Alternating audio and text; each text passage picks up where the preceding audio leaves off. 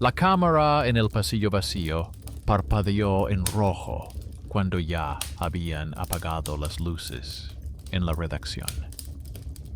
El director de guardia pulsó el interruptor.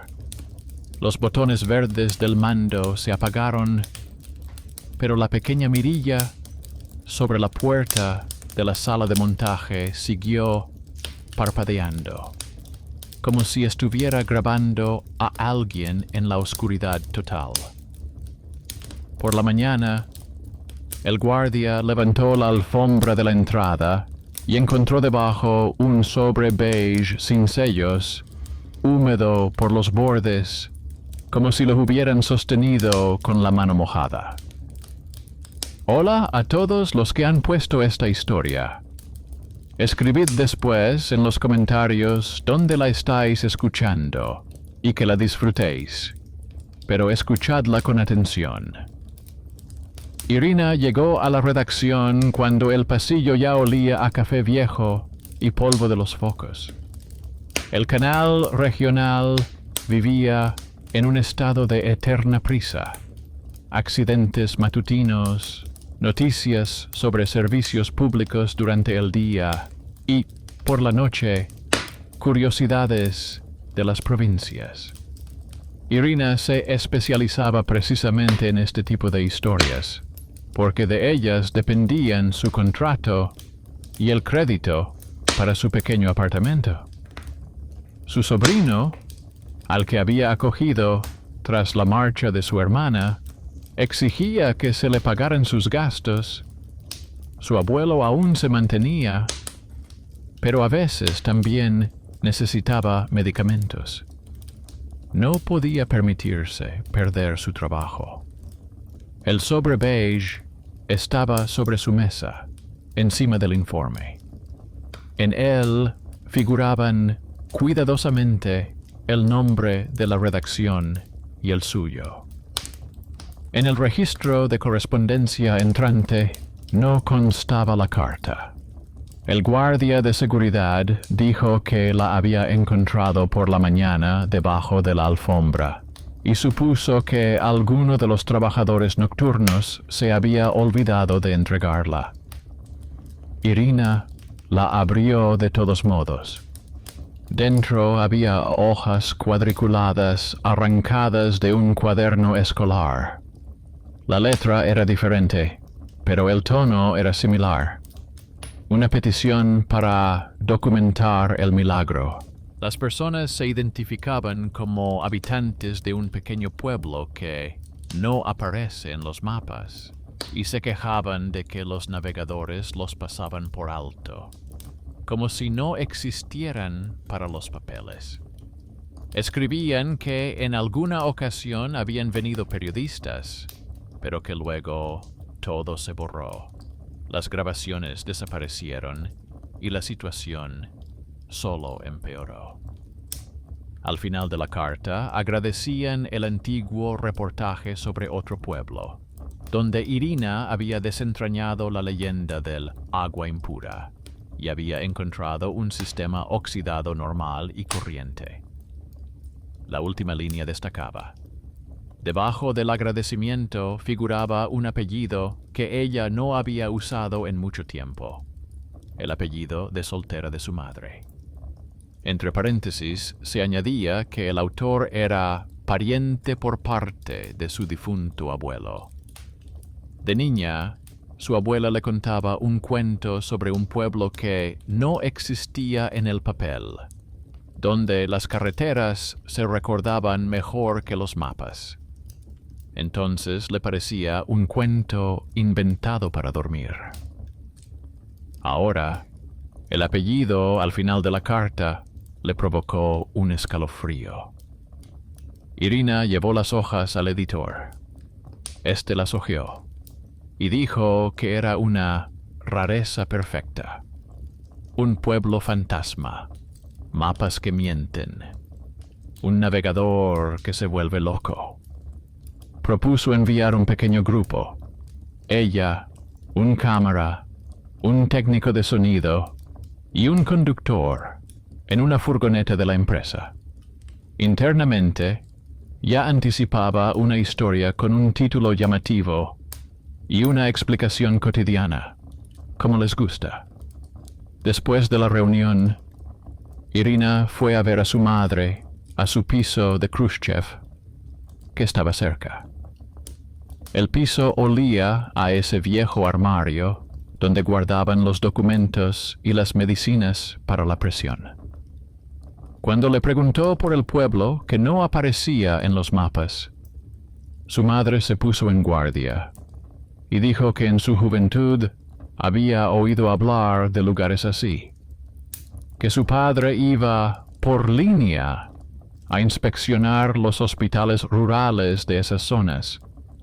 Evitó dar detalles, solo cerró con más fuerza las puertas del armario, como si temiera que se saliera algo innecesario. De camino a casa, Irina empezó a notar pequeñas coincidencias.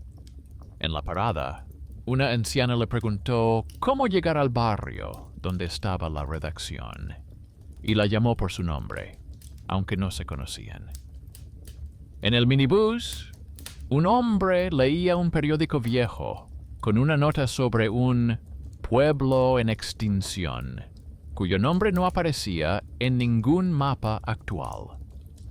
El navegador del teléfono calculó 2 veces la ruta por la calle habitual. Podría haberlo achacado a su impresionabilidad, pero en su cabeza ya se estaba formando una cadena. La carta sin sello, el apellido, la historia de la abuela, las rarezas con el mapa. La salida estaba prevista para primera hora de la mañana. Cargaron las cámaras, los trípodes y las baterías en la furgoneta. El navegador mostraba la antigua carretera y un punto gris sin nombre, donde, en teoría, debía estar el pueblo. El conductor era Sergei, un hombre en edad de prejubilación al que en la redacción consideraban un aburrido. Se negaba a conducir por puertos de montaña peligrosos. Se quejaba de las salidas nocturnas. Discutía con el editor, pero era el que mejor conocía la zona. Su memoria y su viejo atlas de papel a menudo nos sacaban de apuros cuando las aplicaciones se equivocaban. Con ellos viajaba la becaria Lera, una chica tranquila del departamento de montaje. Oficialmente, estaba de apoyo. Llevaba los trípodes y copiaba archivos, pero por las noches ponía en orden el servidor del canal. Limpiaba el archivo de basura y sabía trabajar con los registros. En la jerarquía no la tomaban en serio, pero ella veía cosas que a otros les parecían insignificantes. Fechas de archivos incorrectas, salidas omitidas, coincidencias extrañas en la numeración. La ciudad quedó rápidamente atrás.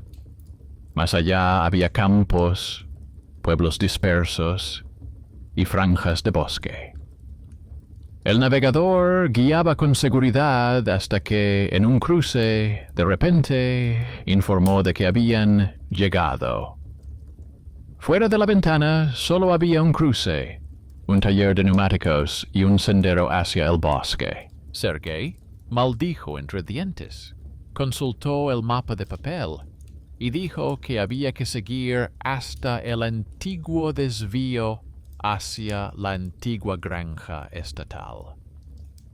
En ese momento, el navegador indicaba que el coche estaba parado en medio de la nada. Lera miró el mapa interno de su rastreador en el portátil y vio que el coche de servicio también se movía por una mancha pálida sin nombre. Sergei recordó que hacía muchos años ya había estado en esos lugares con otro corresponsal. Entonces también hubo fallos y la historia nunca se publicó. La redacción sufrió recortes y la memoria USB con el material se borró accidentalmente. El corresponsal era un joven de la ciudad que no paraba de bromear sobre el pueblo fantasma. Irina sabía que su padre, en su juventud, había trabajado como freelance en ese mismo canal, pero rara vez hablaban de ello. La conexión entre ese recuerdo y el apellido que figuraba en la carta se convirtió en otro hilo conductor hacia ese viejo asunto que nadie quería tocar. La carretera se estrechaba y empeoraba. En los bordes aparecían viejos postes de hormigón, de los que solo quedaba la pintura descascarillada. En un lugar, Irina vio una señal torcida, similar en forma a una placa, con el nombre de la localidad, pero sin letras. El navegador mostraba obstinadamente una mancha gris.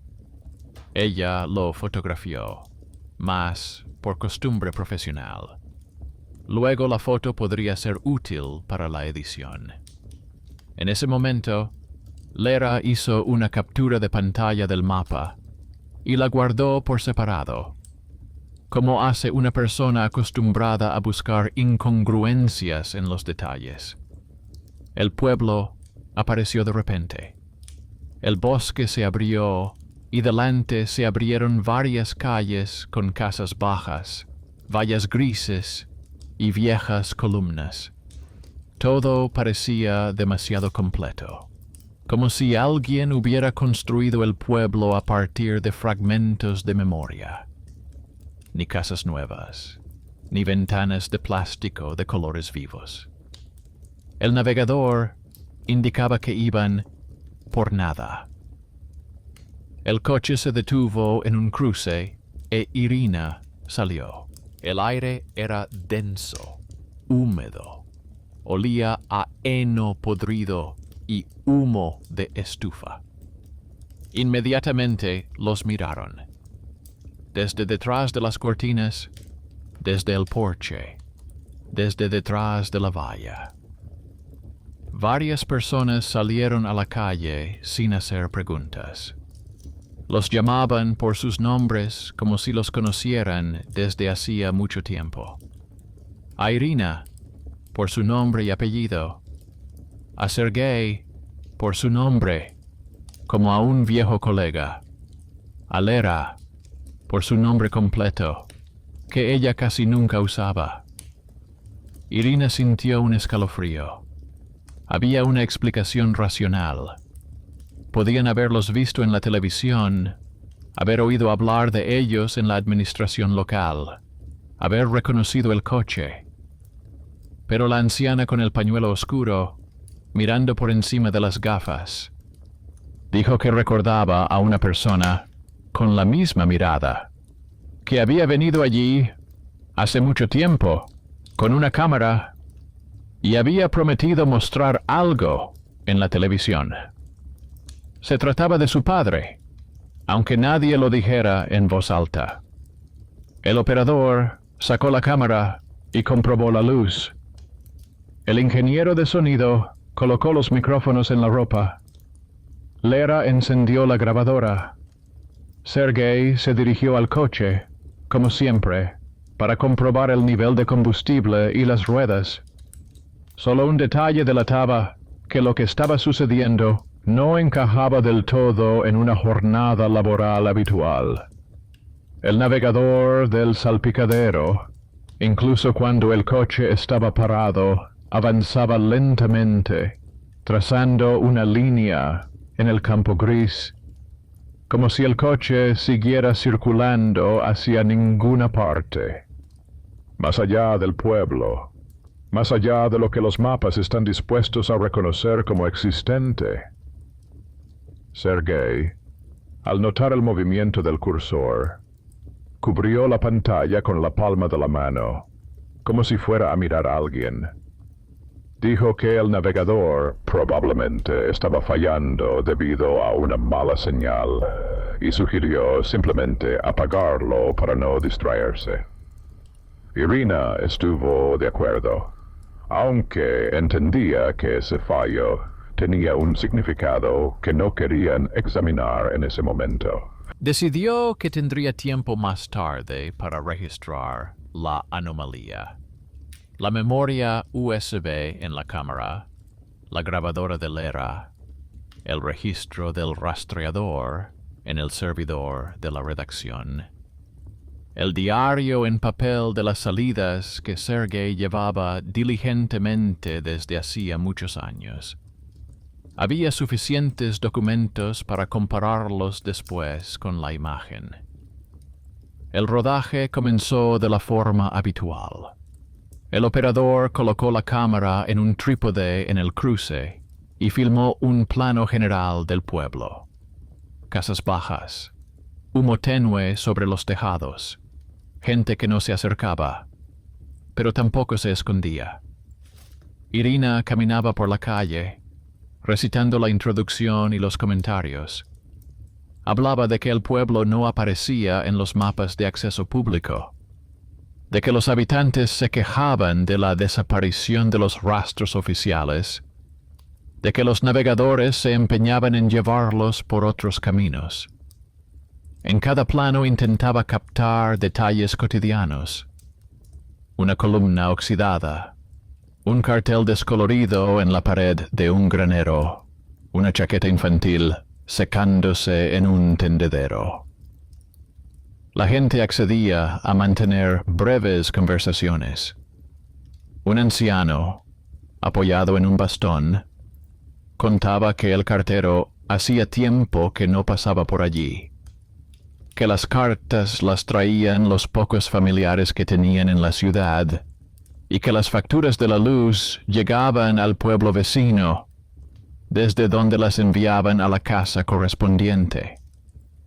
Una mujer de mediana edad explicaba que sus hijos se habían ido a estudiar y no podían volver a empadronarse porque en la base de datos no figuraba ese pueblo. Una anciana con pañuelo repetía que las autoridades parecían haberlos borrado, pero ellos seguían vivos. Todas las historias tenían el mismo tono. La gente no se quejaba de espíritus malignos, ni de milagros. Se quejaba de la falta de líneas en los papeles. Irina le pidió a Lera que anotara la hora de cada una de estas confesiones. La becaria se sentó en la cuneta con su ordenador portátil y su cuaderno y anotó en qué minuto de la grabación quién hablaba de qué. Lo hacía con naturalidad, como en la edición. Solo que ahora no tenía archivos a su lado, sino personas reales. Anotaba dónde se mencionaba el correo, dónde los recibos, dónde el navegador. Le parecía importante comparar luego esos momentos con los registros del rastreador y el tiempo que el sistema registraba para cada salida de servicio. Era su trabajo oculto, que nadie le había pedido, pero al que estaba acostumbrada. Mientras se realizaba la grabación, Sergei entabló conversación con dos hombres que estaban junto al coche. Hablaban de la carretera, la antigua carretera que en su día se consideraba la principal, pero que luego se cerró oficialmente, aunque la gente seguía circulando por ella. Uno de los hombres decía que antes se veían a menudo coches oficiales por allí, pero que luego el tráfico se desvió por otra ruta.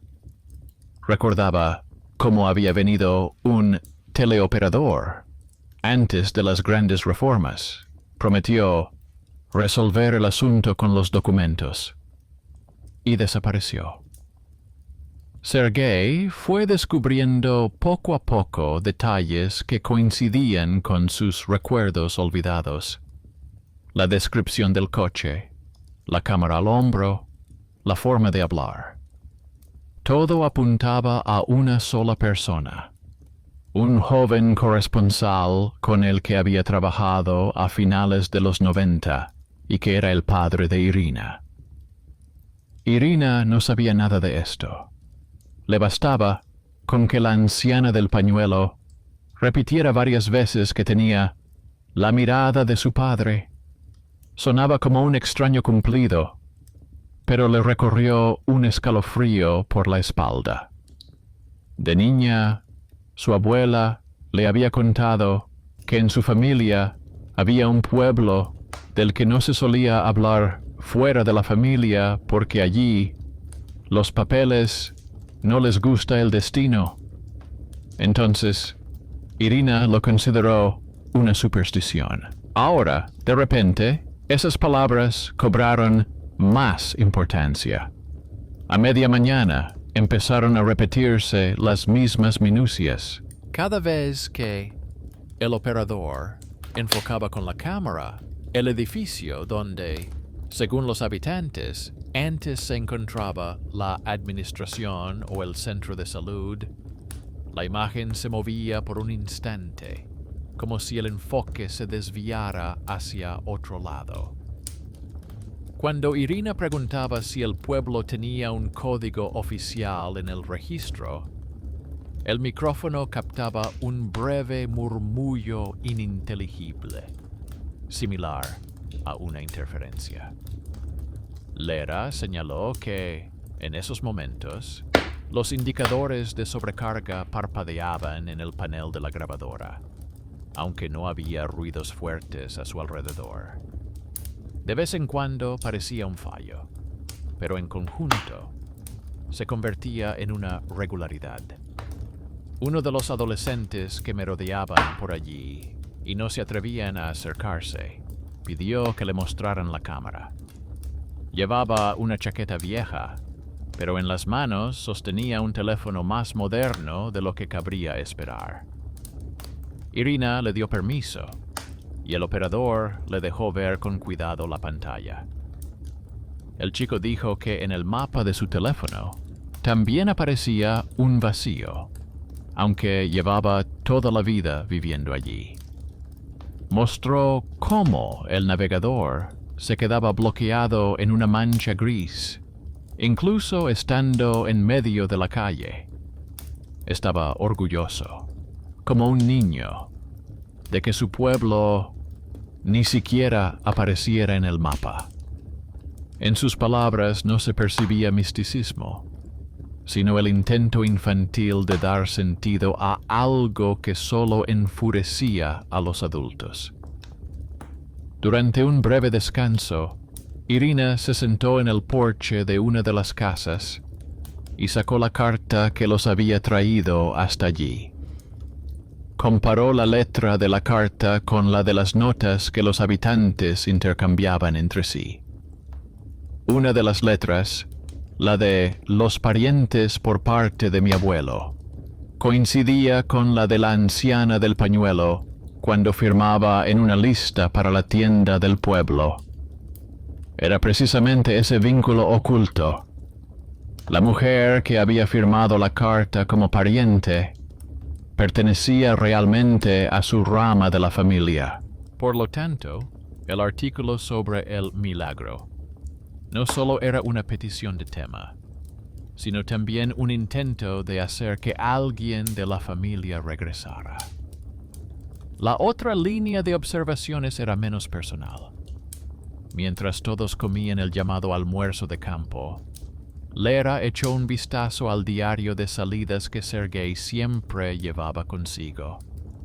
Era un grueso cuaderno con etiquetas, fecha, destino, números de los coches, apellidos de la tripulación, ruta aproximada. Se dio cuenta de que hacía varios años ya se había registrado un viaje a esa zona, en el que participaban Sergei y un corresponsal con el apellido de su padre.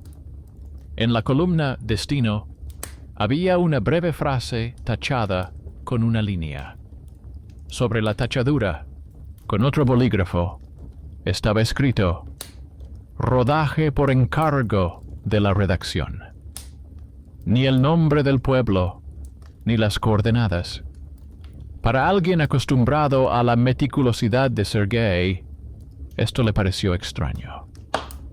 Cuando el sol comenzó a inclinarse hacia el horizonte, Irina propuso hacer algunas tomas generales más del pueblo. El operador tomó la cámara y subió a una pequeña colina en las afueras.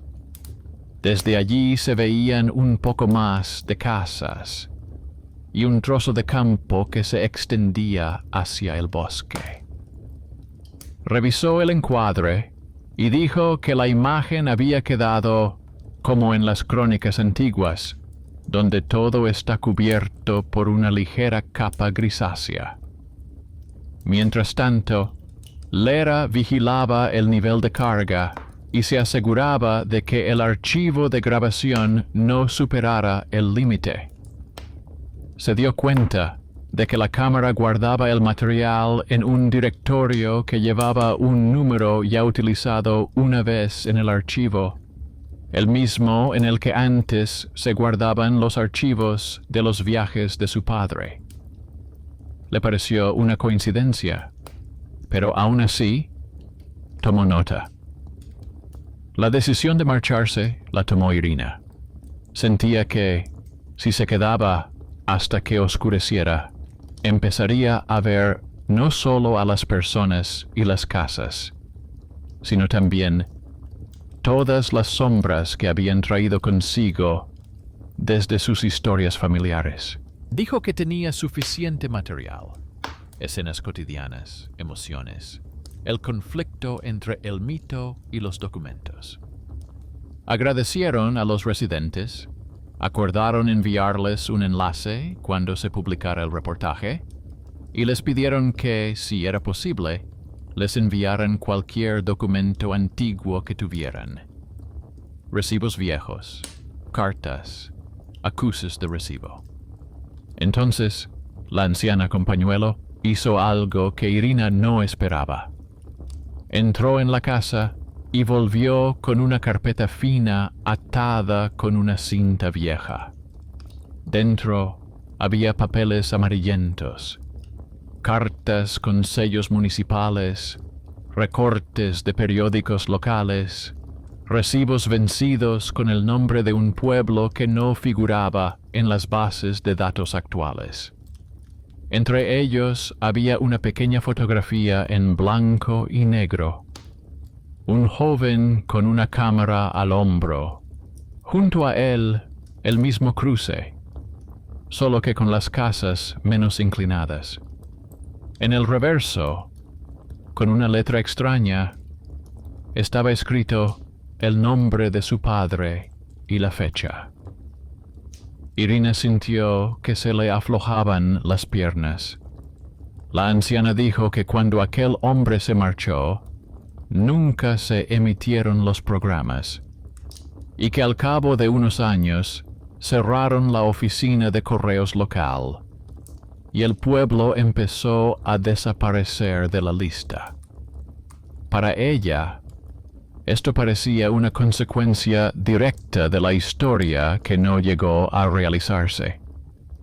Irina le pidió amablemente que le dejara las fotos y las copias de los recibos por un tiempo, prometiéndole que se los devolvería o le enviaría las copias digitalizadas. La anciana aceptó, diciendo que ya pocos jóvenes sabían leer y que esos papeles no le servían de nada a ella sola. En ello había una simple confianza de una persona que no cree en los milagros, sino en que, tal vez, alguien registre su existencia al menos en otro lugar.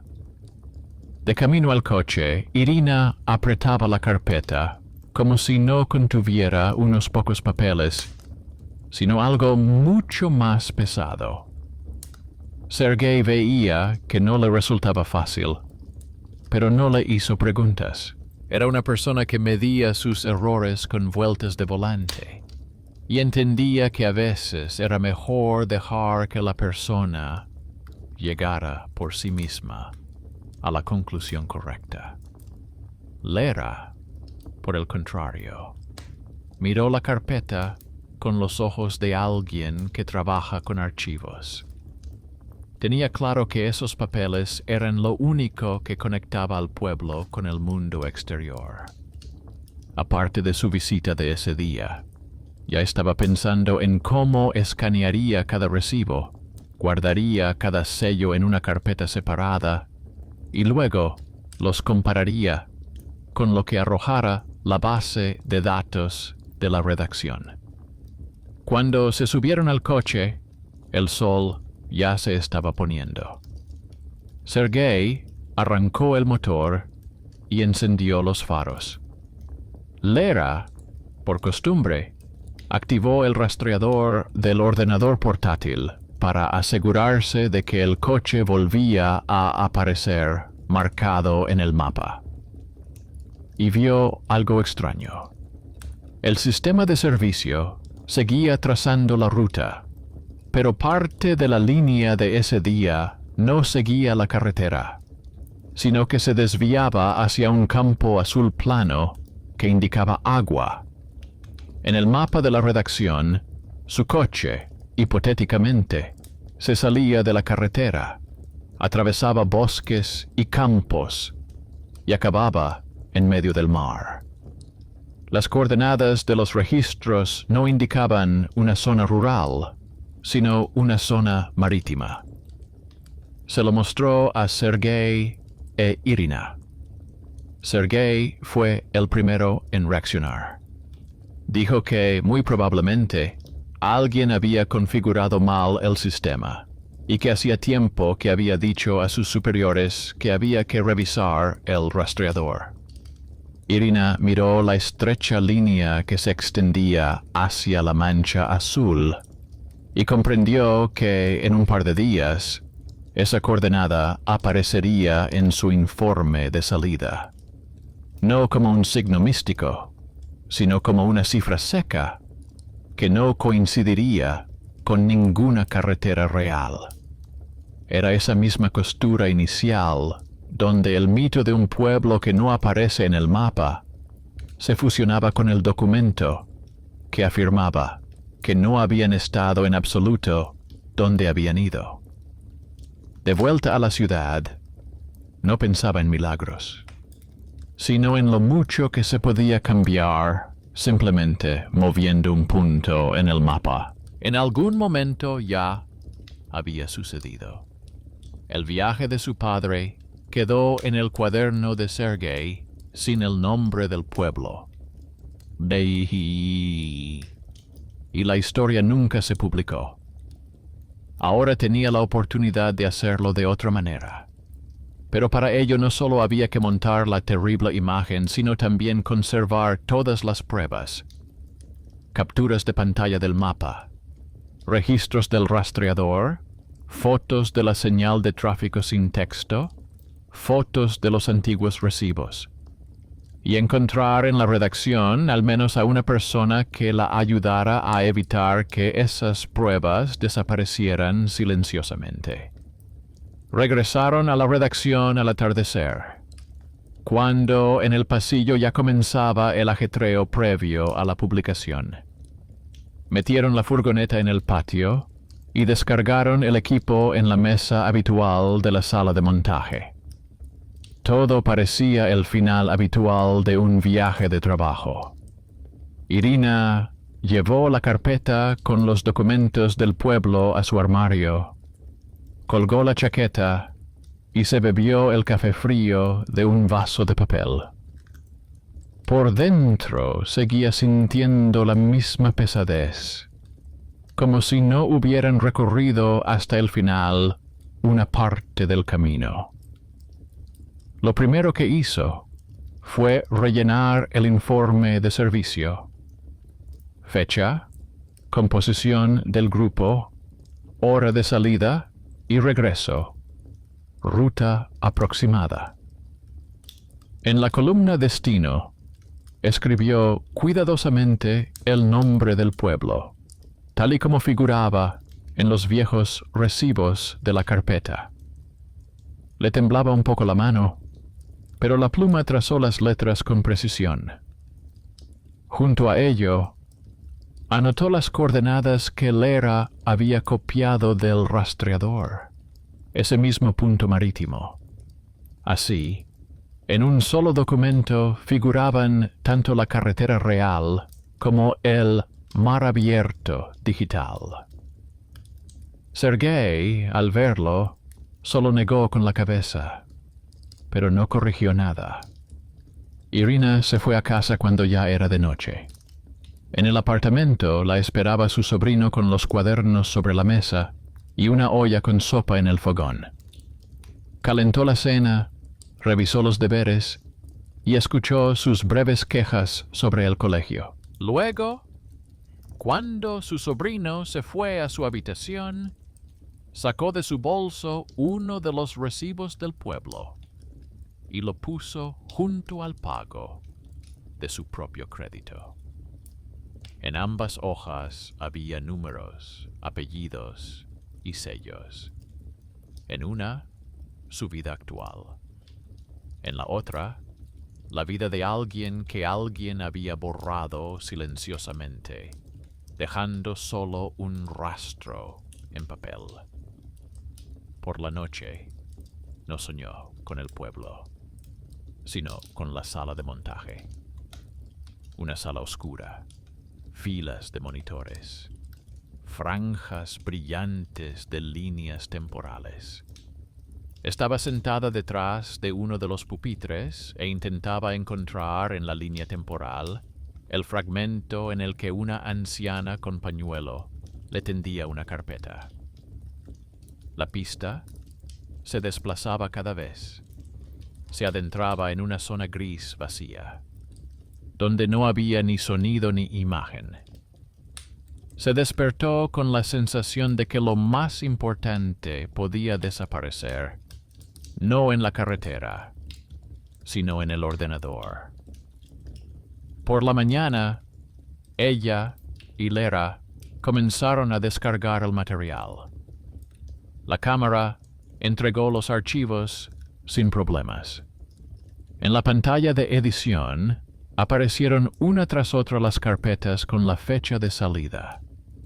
Dentro había iconos planos de clips, una vista general del pueblo, rostros de los habitantes, manos revisando recibos.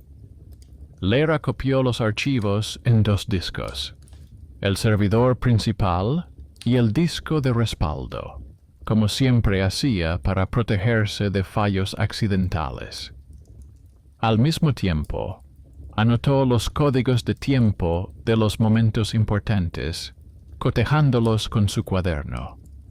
La primera señal de alarma fue insignificante. En uno de los clips, el contador de tiempo dentro del archivo mostraba un número diferente al código de tiempo externo de la cámara.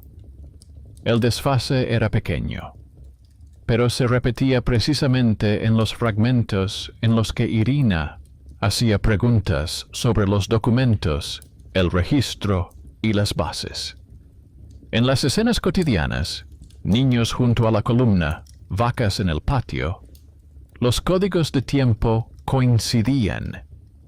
Lera lo anotó en su cuaderno.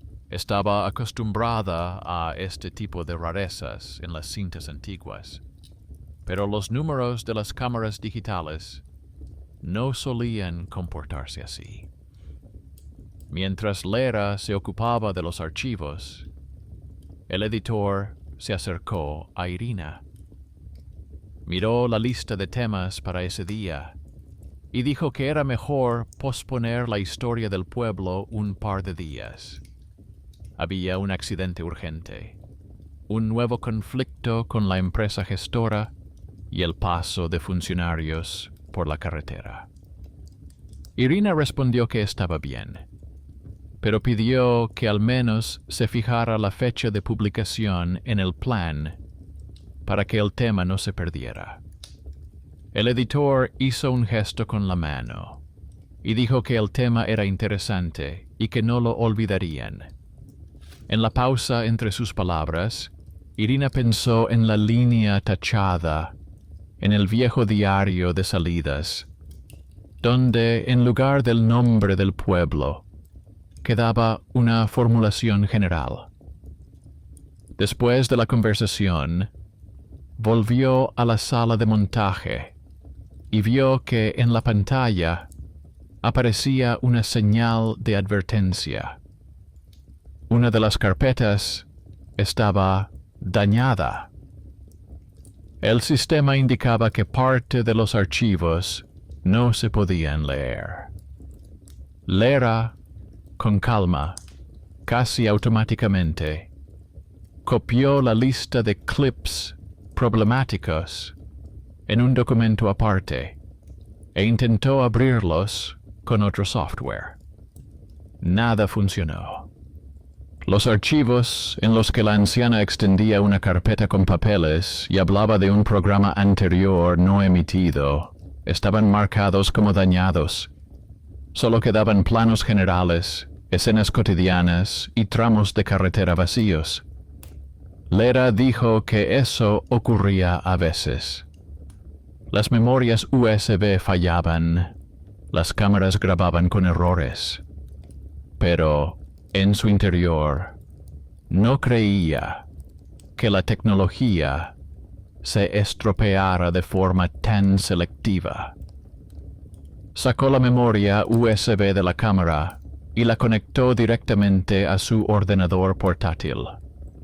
No había archivos en ella, solo un directorio vacío con la fecha de hoy. Ni videos, ni registros de servicio. Era como si la tecnología hubiera estado en el pueblo, pero oficialmente no hubiera grabado nada. En ese momento, Irina tomó una decisión que supuso una verdadera escalada. Sacó de su mochila su propio disco duro externo, una vieja costumbre que tenía desde los tiempos en que las historias podían perderse por motivos políticos. Le pidió a Lera que copiara en él todo lo que quedaba, incluidos los archivos que el sistema consideraba dañados y las capturas de pantalla de los mapas y el rastreador. Lera no discutió. Ella se tomaba los datos igual que Sergei las rutas. Una copia extra nunca viene mal. Crearon una carpeta en el disco con un nombre neutro, sin mencionar el pueblo. Era una pequeña infracción del reglamento interno, según el cual todo el material debía almacenarse únicamente en soportes editoriales. Por la tarde, apareció en la redacción un empleado del departamento técnico. Era el responsable de los servidores y normalmente solo se comunicaba con la dirección. Esta vez lo llamaron porque había aparecido un error en uno de los discos. Se conectó al sistema y miró los registros. Dijo que en el momento de copiar los archivos del pueblo, se produjeron breves caídas de tensión. El servidor logró pasar a la alimentación de reserva, pero algunas grabaciones podrían haberse dañado. Aconsejó que en el futuro no se descargara material durante las horas punta. Para él, era una simple nota técnica. Para ellos, era un dato más que añadir al cuadro. El hardware falló justo cuando intentaban consolidar la existencia de un lugar que no aparece en el mapa. Este técnico era un hombre bajito de unos 40 y tantos años, al que normalmente no se veía por los pasillos. Lo llamaban para que les ayudara cuando se estropeaban las estaciones de montaje, pero solo se acordaban de él cuando había averías. Lera lo conocía un poco mejor. Fue él quien una vez la ayudó a recuperar un antiguo archivo que se daba por perdido para siempre.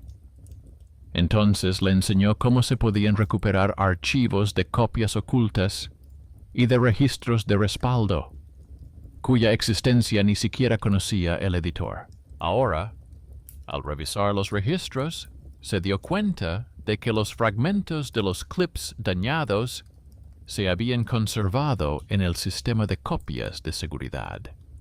Dijo que se podía intentar reunirlos manualmente, pero que llevaría tiempo y requeriría precisión. Para la contabilidad oficial, esto era innecesario. Nadie de arriba exigía recuperar un par de segundos con las manos de la anciana y la pila de recibos.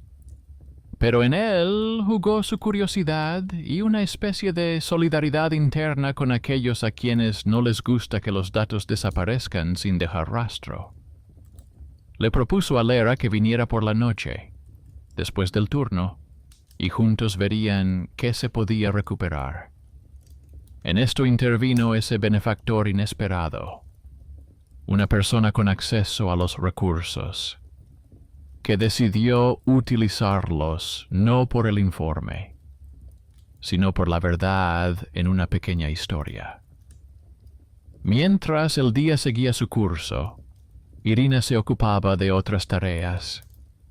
Grababa comentarios breves en el estudio, coordinaba los avances, miraba la barra de noticias, pero sus pensamientos volvían constantemente al pueblo, especialmente a la foto de su padre, de pie en ese mismo cruce. Ella entendía que su historia no había terminado con misticismo, sino con figuras de silencio. La historia no salió, la grabación se borró, el pueblo resultó ser no confirmado. Ahora tenía dos caminos: repetirlo o hacer algo diferente. Por la noche, cuando las noticias ya se habían emitido, la redacción se había quedado vacía. Solo quedaban en las plantas el equipo de la edición nocturna y el de montaje. Lera y el técnico se sentaron en una estación separada, donde había un sistema de copia de seguridad.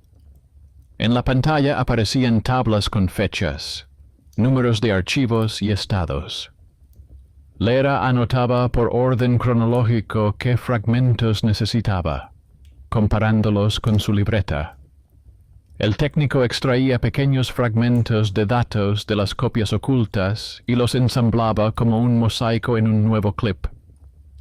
El proceso era lento, pero a veces daba resultado. En uno de los fragmentos recuperados aparecieron las manos de una anciana con una carpeta. En otro, un plano general en el que se podía leer en el fondo un trozo de una vieja placa con el nombre del pueblo, casi borrado por el tiempo. Apenas se oía nada, solo un sordo susurro. Eso ya era suficiente para convencerme de que todo era real y no fruto de la imaginación colectiva. Paralelamente, Lera trabajaba por su cuenta. Sacó los registros del rastreador del coche de servicio de los últimos meses y los descargó en una tabla. Comparó las rutas de los viajes habituales con el viaje de hoy. Todos los demás viajes coincidían con las carreteras reales. Solo este se extendía hacia el mar. Ella construyó un mapa sencillo, un fondo con las carreteras, y, encima, los puntos de los registros. El resultado fue una línea delgada que se adentraba en el agua desde tierra firme. En la intersección con la carretera que se desviaba hacia el pueblo, el mapa mostraba precisamente esa zona vacía que habían visto en el navegador. Era su talento oculto, ver la estructura donde a otros les parecía un continuo fallo. Nadie le pidió que hiciera esta visualización. pero cuando le mostró el mapa a Irina, esta no vio monstruos, sino la prueba fehaciente de cómo el sistema aprende a ignorar toda una parte de la realidad. El lugar al que llegaron en coche parecía ser parte del mar en el mapa. Un error en la base de datos. Una zona de servicio mal indicada. ¿Alguien pulsó alguna vez el botón equivocado o no introdujo una línea? Y el pueblo quedó fuera del panorama general. En ese momento quedó claro hacia dónde se dirigiría el verdadero conflicto. No era el pueblo lo que los perseguía.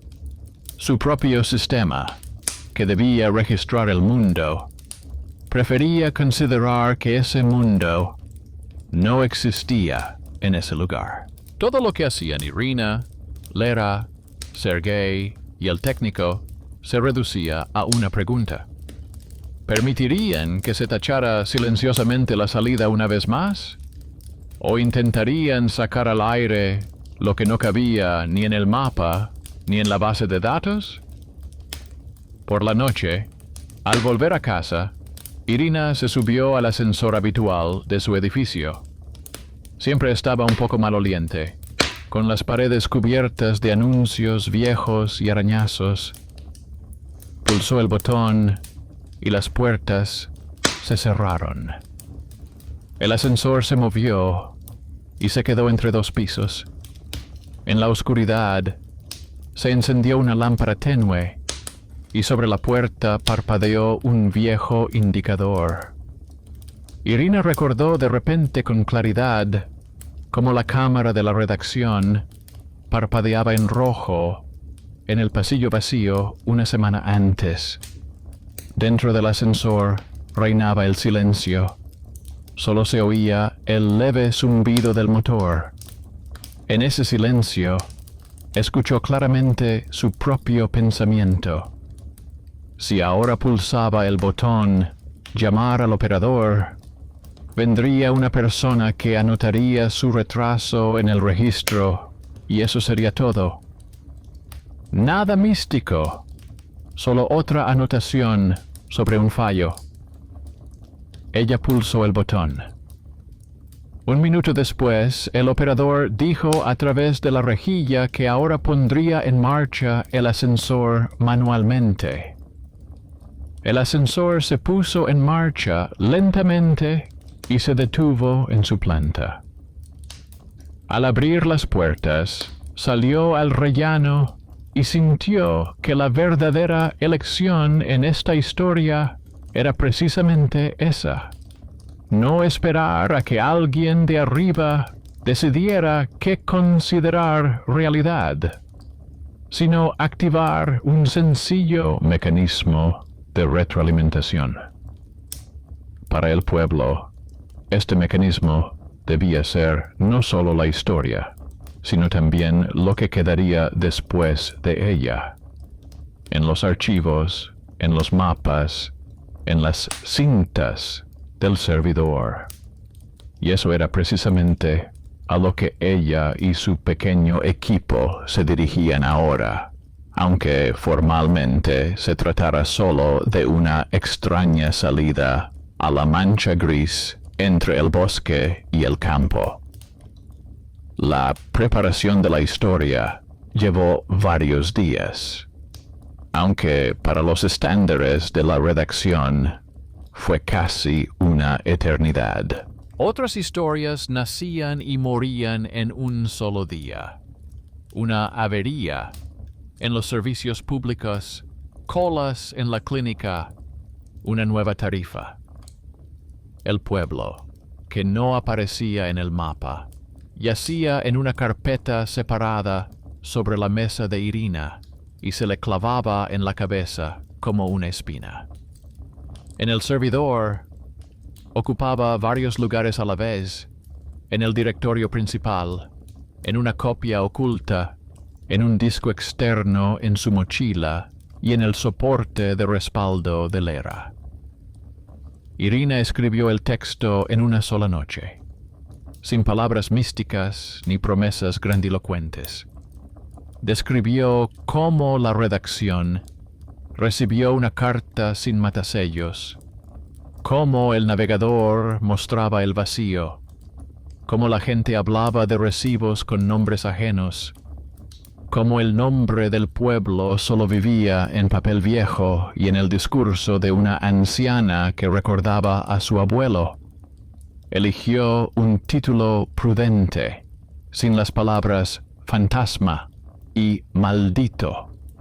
Algo sobre el pueblo que no existe en la base de datos. Para la cabecera, pidió a los montadores que eligieran un fotograma en el que se viera una calle normal, y no humo y niebla. Quería que pareciera un reportaje, y no una película de terror para subir la audiencia. El editor leyó el texto y dio unos golpecitos con el bolígrafo sobre la mesa. Dijo que la historia era fuerte, pero pesada. Propuso una variante: dejar el comienzo místico con el navegador y el pueblo que desaparece de los mapas, y eliminar o reducir los detalles sobre los recibos, el rastreador y el viejo archivo del padre. Argumentó que el espectador se cansa de los papeles, pero que a todo el mundo le gustan las extrañas coincidencias. Según su lógica, la trama sobre la desaparición en el campo digital podía funcionar sin líneas aburridas. Para Irina, esto sonaba como una repetición del viejo error: mostrar solo lo que se parece a un cuento de hadas y volver a dar al sistema la oportunidad de olvidar silenciosamente el resto. Pidió tiempo y se fue a la sala de montaje. Allí, Lera ya había hecho un montaje preliminar. Planos generales del pueblo, rostros, una columna, la mano de una anciana con una carpeta, un primer plano de un viejo recibo en el que figuraba el nombre del pueblo y el importe de la factura de la luz. Cada fotograma tenía notas adjuntas sobre su importancia. El técnico que ayudaba con la restauración estaba sentado cerca, revisando los registros y corrigiendo los fragmentos dañados. Para él era una combinación poco común: historia viva y una razón real para aplicar habilidades que normalmente solo se recuerdan una vez al año. En ese momento, entró en la sala de montaje una persona a la que Irina solo estaba acostumbrada a ver en grandes reuniones y en la pantalla. Era el presentador de uno de los proyectos originales del canal, mayor que ella, con una voz firme que en la región se consideraba casi oficial. Rara vez aparecía en las noticias de actualidad. Se dedicaba a series documentales y reportajes especiales. Al enterarse por el editor de la existencia de un pueblo extraño, pidió que le mostraran el montaje preliminar. Tenía en sus manos un recurso que Irina no tenía: el derecho a sacar adelante un tema complejo, sin pasar por parte de los trámites intermedios. Lo miró atentamente, sin interrumpir. Se detuvo especialmente en una vieja fotografía en blanco y negro, en la que un joven corresponsal aparece de pie en ese mismo cruce. Cuando terminó el video, pidió que lo pusieran otra vez, pero sin sonido, solo con la imagen. Luego dijo que no se podían perder historias como esa. Propuso trasladar el reportaje del bloque habitual de noticias a su proyecto semanal, donde el tiempo de emisión es más largo y los requisitos de simplicidad de presentación son menores. Esto significaba dos cosas a la vez. La historia tendría una audiencia más atenta y tendría la oportunidad de perdurar, porque el archivo del programa del autor se conservaba durante más tiempo y con más cuidado que la crónica diaria. Al editor no le gustó la idea al principio. En las noticias podía disponer del material a su manera. Intensificar el tono sombrío, recortar detalles, cambiar los acentos. En el proyecto de autor, el texto y el montaje quedaban en manos del presentador. Pero era difícil rechazarlo directamente. Él era la cara visible del canal. Su proyecto aportaba una audiencia estable y cubría la cuota de temas de importancia social. Tras una breve discusión, se tomó la decisión. Parte del material se incluiría en el próximo noticiario en forma de avance, y el reportaje completo se emitiría en el programa del autor una semana después. Así, el pueblo que no aparecía en el mapa ganó otro punto. Tiempo de emisión, registrado en la parrilla. Irina sintió alivio y una nueva inquietud. Alivio, porque la historia contaba ahora con otro apoyo importante. Inquietud, porque una semana en la redacción era una eternidad, durante la cual podían cambiar las prioridades, surgir nuevas exigencias o colapsar el servidor. Le pidió al técnico otro favor. Este configuró una copia de seguridad automática de su montaje en un servidor de archivo independiente, donde normalmente solo se guardaban los materiales de los programas terminados. Formalmente, parecía una preparación para la emisión del proyecto del autor, pero en realidad era otra capa de protección contra la desaparición. Durante toda la semana, Irina vivió como si tuviera dos turnos. Durante el día, se ocupaba de las noticias de actualidad, y por la noche, sus pensamientos volvían al pueblo. Llamaba allí a través de conocidos, porque no tenía conexión directa, y preguntaba si había luz y si había venido alguien de la administración del distrito. Una anciana con pañuelo le transmitió a través de la nieta de un vecino que a ellos no les importaba qué canal lo emitiera. Lo importante era que al menos en algún sitio quedara escrito el nombre de su pueblo. En esas palabras no había fe en los milagros. Había la obstinación de personas hartas de ser un vacío en bases ajenas. Mientras tanto, Lera terminó su trabajo invisible. Diseñó un mapa con la ruta de su salida, lo guardó en varios formatos e imprimió un par de copias.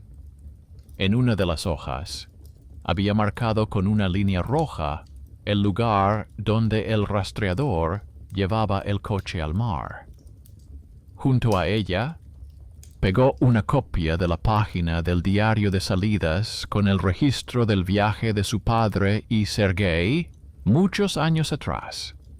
Así, dos rutas separadas por años acabaron juntas. Esta conexión visual no era necesaria para el espectador, pero ayudaba al equipo a comprender que la historia no había comenzado ayer. Mientras transcurrían los días de preparación, llegó a la redacción una carta de la administración del distrito. Estilo oficial, sello, referencia a la necesidad de coordinar la información relativa a los núcleos de población. En ella se insinuaba cautelosamente que las historias sobre pueblos inexistentes en los registros podían dar lugar a malentendidos y se pedía actuar con corrección. El editor volvió a ponerse tenso Para él, cualquier mención de la administración era una señal de precaución. Mostró la carta a Irina y al presentador del programa de autor. El primero insinuó que se podían suavizar los aspectos más controvertidos y dar al reportaje un carácter más legendario. El segundo, por el contrario, dijo que la presencia del documento oficial solo confirmaba que el tema estaba vivo. Así se planteó otra elección.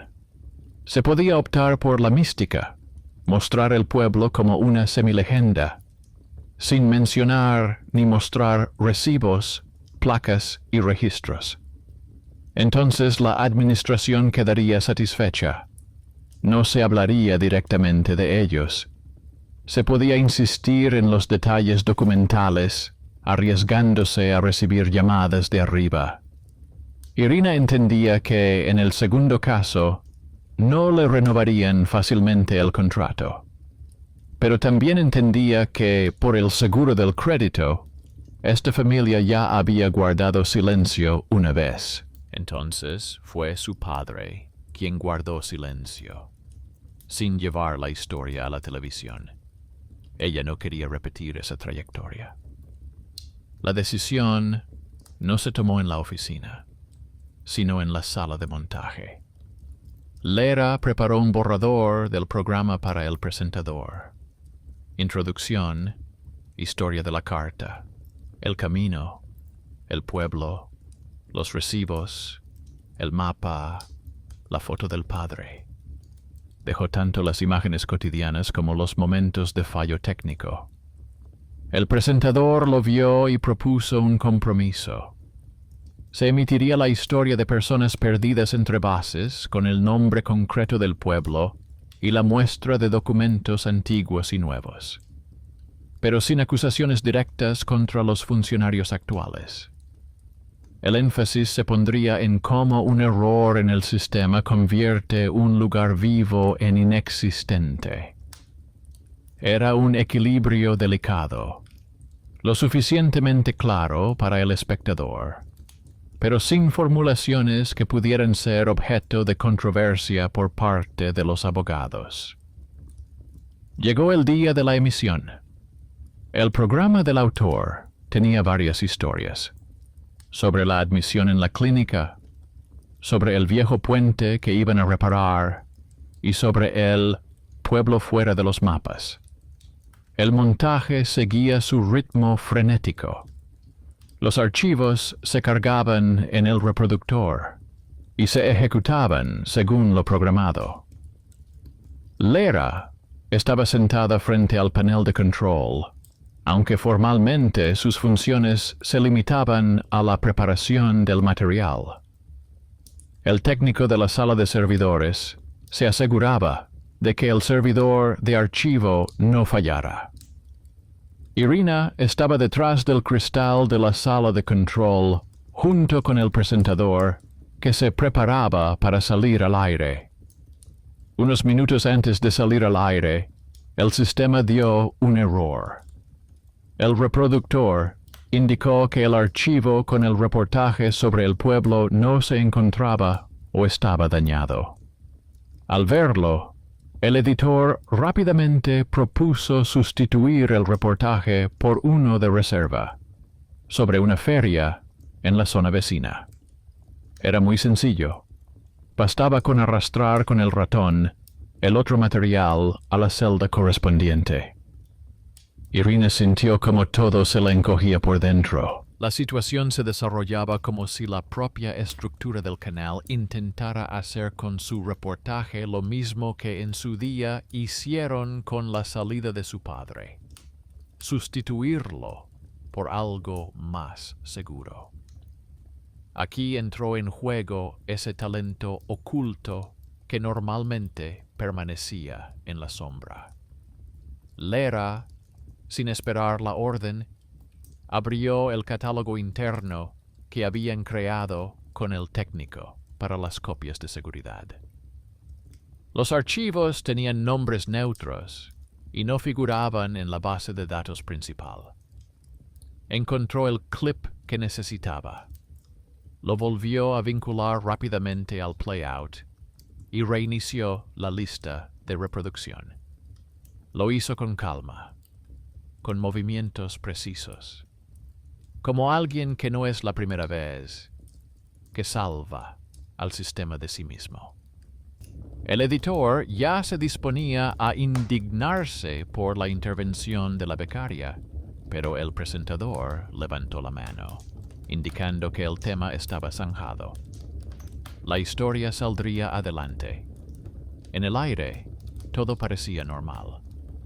El presentador contó que en la región hay un lugar que los mapas no quieren reconocer. Mostró imágenes del pueblo, de la gente, de viejos recibos.